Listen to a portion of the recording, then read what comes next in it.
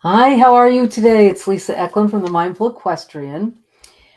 And what I wanted to talk about today was really becoming a curious rider and how important that is.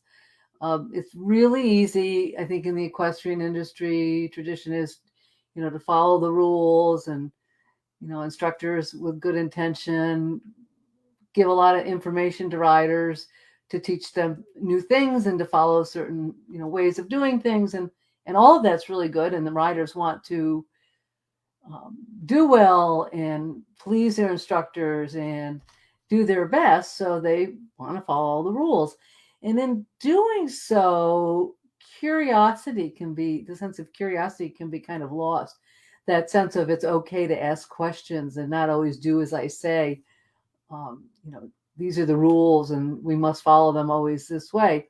So rules are important, but also it's important to take the rules and make them your own and make them work for you, make them work differently for individual horses, individual situations, and to develop a curious mind where you're not afraid to ask questions and challenge a little bit. Not challenge in a you know angry way, or in just a in a way of just being you know contrary, but more if you have a question and aren't sure, or you see there's a different way, say, isn't this a possibility?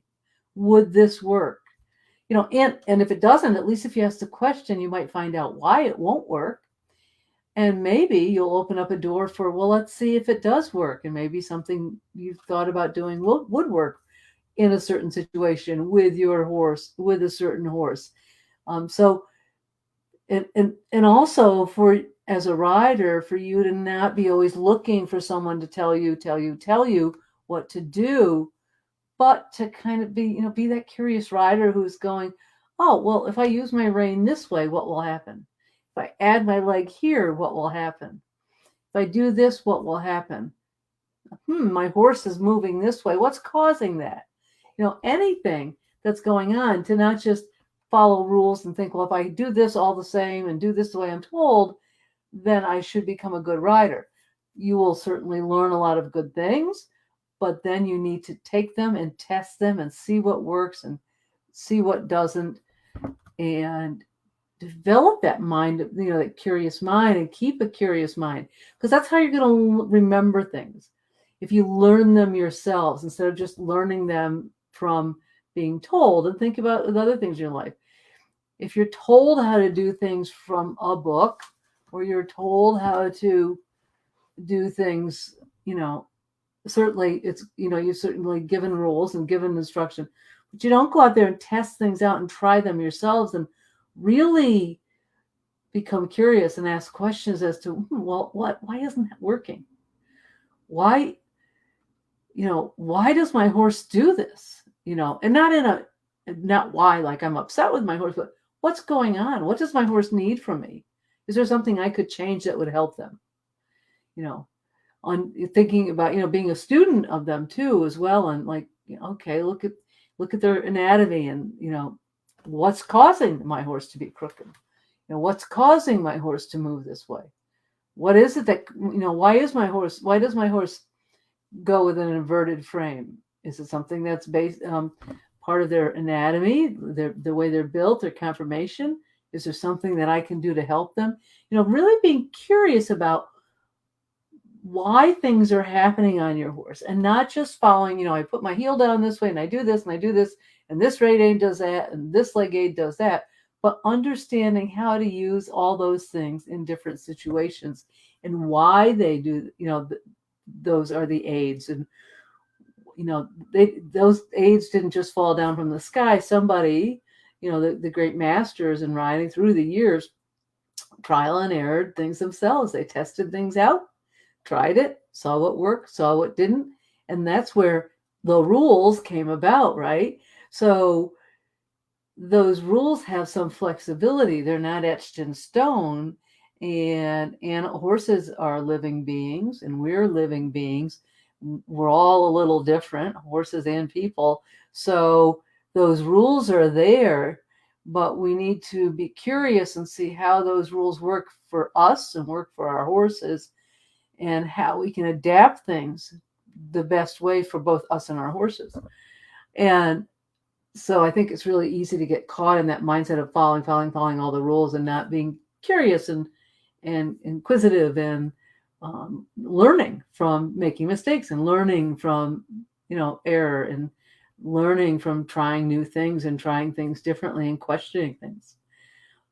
And that's really how you develop feel in your riding as well. When you start really working with those things, you're really connecting to your horse and questioning what's going on with your horse and listening to your horse and being curious about what's happening. And then instead of just following rules and saying, this is the way I'm supposed to do it, you're really connecting to your horse.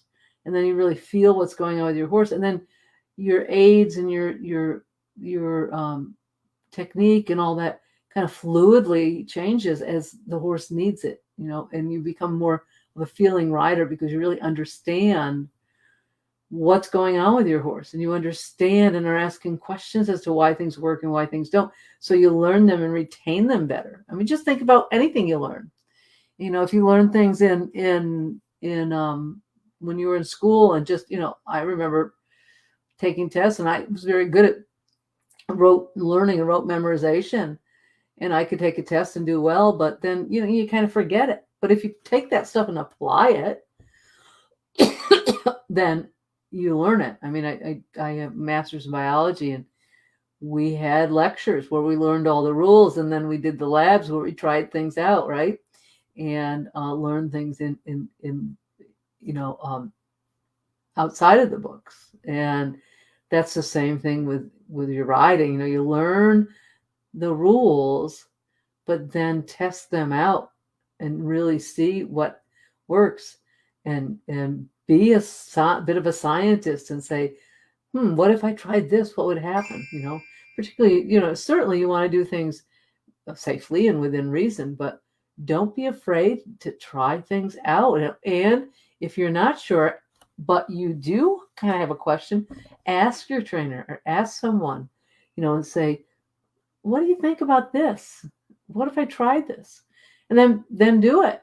Or if they say, no, I really think that's not a good idea, then ask, so why do you think that's not a good idea? Where's the flaw in what I'm thinking?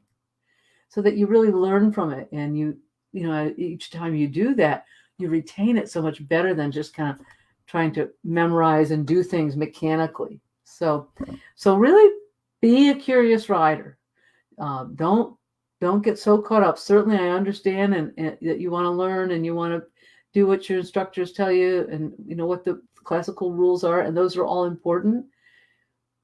But then let go a little bit so that you're able to become more of a fluid feeling rider and a curious rider, that you really develop that sense of flexibility and curiosity when you ride, so that you're fluid and you're always looking to see what your horse needs and making changes as you need them, and feeling and learning as you go. So that's just something I wanted to talk about today. It's really one of the kind of part of the pillars of what I teach, which is really around, yes, you need to learn positioning, you need to learn all the basics, but you need to, get that mindset. And that's part of the curiosity, the mindset part. And then you also need to develop that relationship with your horse and that connection to the horse and really understand that. And those three things come together to make you a really good rider. None of them standing alone can do it. You may really be curious about your horse, but if you don't have all the basics and a good mindset, it's not going to work. You may have all the good basics and your mindset's off, or your connection with your horse isn't there. So you really need all of them to work together to really, truly improve your riding. So that's what I wanted to talk about today. If you have any questions or want to reach out to me, you can reach out to me at lisa@mindfulequestrian.com.